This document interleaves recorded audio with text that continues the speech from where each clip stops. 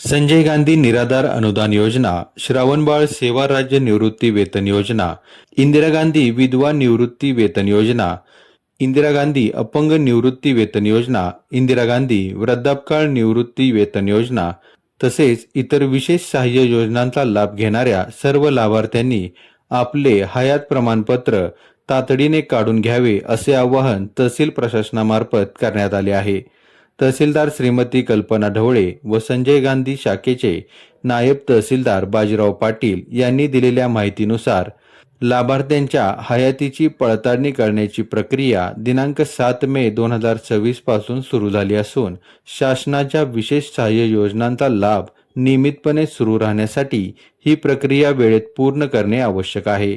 हयात प्रमाणपत्र लाभार्थ्यांना त्यांच्याकडील महाई सेवा केंद्रामध्ये उपलब्ध होणार आहे. तसेच शासनाच्या बेनिफिशरी सत्यापन ॲप या मोबाईल ॲपच्या माध्यमातून लाभार्थ्यांना घरबसल्या स्वतःची पडताळणी करण्याची सुविधा उपलब्ध करून देण्यात आली आहे. त्यामुळे ज्येष्ठ नागरिक, विधवा महिला, दिव्यांग व निराधार लाभार्थ्यांना मोठा दिलासा मिळाला आहे. 50 वर्षाखालील सर्व लाभार्थ्यांनी उत्पन्नाचा दाखला सादर करणे आवश्यक आहे. 50 वर्षावरील लाभार्थ्यांनी 5 वर्षातून एकदा उत्पन्नाचा दाखला जमा करणे आवश्यक आहे. लाभार्थ्यांनी हयात प्रमाणपत्राची छायांकित प्रत व उत्पन्नाच्या दाखल्याची प्रत तहसीलदार कार्यालय कराड येथे जमा करावी. 25 जून 2026 पूर्वी ही प्रक्रिया पूर्ण न केल्यास विशेष सहाय्य योजनेचा लाभ थांबू शकतो.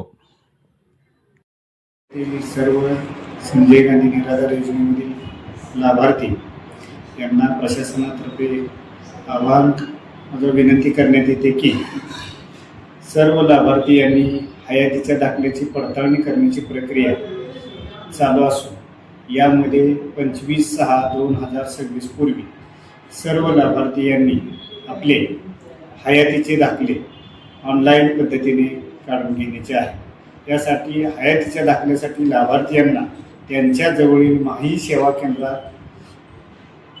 केंद्र व स्वतःच्या मोबाईलमध्ये बेनिफिशरी सत्यापन ॲप डाउनलोड करून सदरचा दाखला काढता येतो.